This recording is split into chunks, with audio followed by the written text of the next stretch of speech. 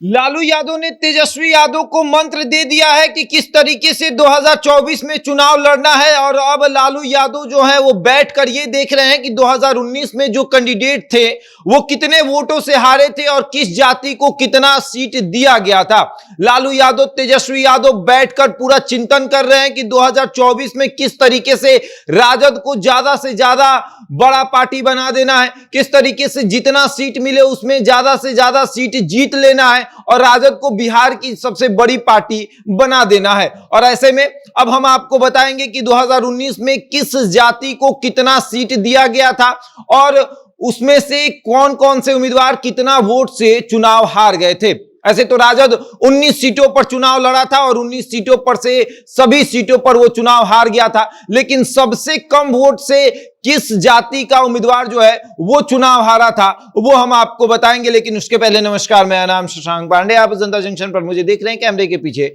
विशाल खड़े हैं। और अब हम आपको बताते हैं कि 2019 में तेजस्वी यादव को किस जाति से ज्यादा झटका लगा था या फिर तेजस्वी यादव ने किस किस जाति पर ज्यादा भरोसा किया था। 2019 में राजद 19 सीटों पर चुनाव लड़ा था, जिसमें से अगर आप देखें तो यादव 6 सीट पर, मुसलमान 5 सीट पर, राजपूत 4 सीट पर, हरिजन 3 सीट पर और गंगोता जो है वो 1 सीट पर। और अब आते हैं कि आखिर इन तमाम लोगों में से कौन कितना वोटों से चुनाव हारा था। अब सबसे पहले ये जान लीजिए आप कि लालू यादव जो हैं वो लालू यादव अब तेजस्वी यादव को कह रहे हैं कि तुम जाओ गांव-गांव में घूमो, अपने क्षेत्र में जाओ और खास करके उन क्षेत्रों में जाओ जहां से तुम चुनाव हारे थे, जैसे कि नवादा, बेगूसराय, झंझारपुर, भागलपुर, मधेपुरा, बांका, जहानाबाद, सिवान, वैशाली, दरभंगा, शिवहर, पाटलिपुत्र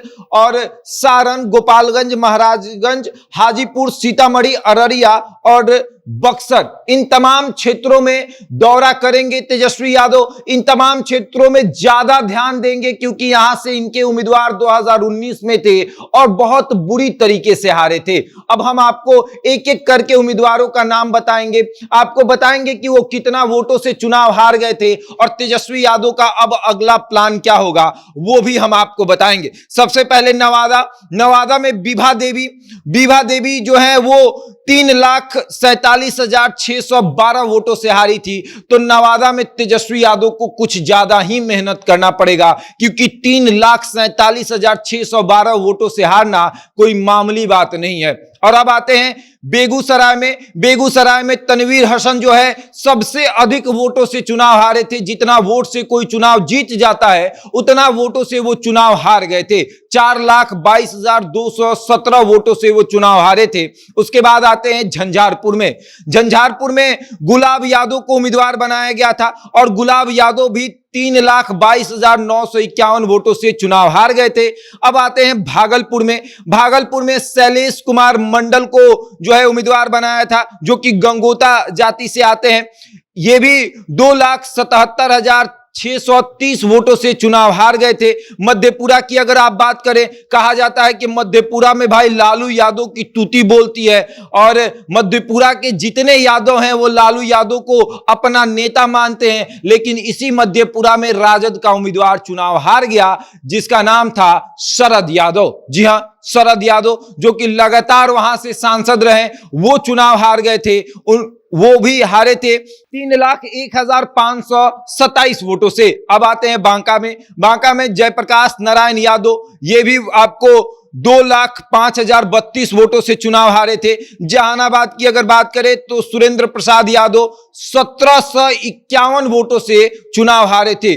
सबसे कम वोट से चुनाव हारने वाला उम्मीदवार यही है जिसका नाम सुरेंद्र प्रसाद यादव है। जहानाबाद से ये 1,751 वोटों से चुनाव हारे थे और लोकसभा में माना जाता है कि 1,751 वोटों से चुनाव हारना बहुत बड़ी बात है। अब आते हैं सिवान में हिना साहब जो है वो 1,16,958 वोटों से चुनाव हार जाती हैं। वैशाली में अगर आप बात करें तो रघुवंश प्रसाद सिंह जो कि लालू यादव के सबसे खास व्यक्ति, वो चुनाव हार जाते हैं 2,31,295 वोट से।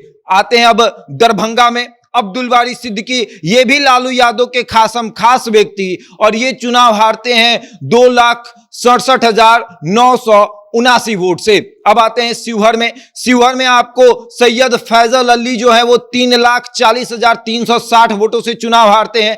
पाटलिपुत्र में लालू यादव की बेटी मीसा भारती चुनाव लड़ती हैं और 14,972 वोटों से वो चुनाव हारती हैं। अब आते हैं सारण में। सारण में लालू यादव के समधी जो कि तेज प्रताप यादव के ससुर चंद्रिका राय उतरते हैं, वो 1,38,615 वोटों से चुनाव हार जाते हैं। गोपालगंज में सुरेंद्र राम जो है वो 2,86,434 वोटों से चुनाव हारते हैं। महाराजगंज में प्रभुनाथ सिंह के बेटे रणधीर सिंह पर तेजस्वी यादव भरोसा जताते हैं और वो 2,30,772 वोटों से चुनाव हार जाते हैं। हाजीपुर में शिवचंद्र राम जो है वो 2,05,449 वोटों से चुनाव हारते हैं। सीतामढ़ी में अर्जुन राम जो है वो 2,50,539 वोटों से चुनाव हारते हैं। और अगर बात करें अररिया की, तो अररिया में सरफराज आलम जो है वो 1,37,241 वोटों से चुनाव हारते हैं। और अब हम बात करेंगे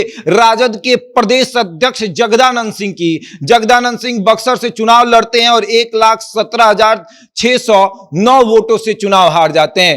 अब तेजस्वी यादव के लिए एक बड़ी चुनौती है कि उनके जो उम्मीदवार हैं वो मोदी लहर में इतना वोटों से चुनाव हारे हैं, तो अभी भी तो मोदी लहर चल रहा है और राजद को किसी तरीके से सदन में पहुंचाना है। और तेजस्वी यादव जो है अब जिला भ्रमण पर निकलेंगे, तमाम जिलों में जाएंगे, 40 लोकसभा का भ्रमण करेंगे और ऐसे में ये प्रयास करेंगे कि ये जो वोट मार्जिन जो इतना है, जो 4 लाख 3 लाख 2 लाख वोट मार्जिन है, वो किसी तरीके से खत्म कर दिया जाए, किसी तरीके से अपने उम्मीदवार को जिताया जाए। और जितने भी उम्मीदवार जीते हैं राजद के उम्मीदवार को हराकर, उनको 5 लाख 6 लाख वोट मिला है। तो ऐसे में अब तेजस्वी यादव के लिए एक बड़ा चैलेंज है कि किसी तरीके से अपने उम्मीदवार को मजबूत करना है और उनको सबसे अधिक वोट दिलवाना है। मोदी लहर अभी भी चल रहा है, भाजपा अभी भी बिहार में इस तरीके से सक्रिय हो रही है कि किसी तरीके से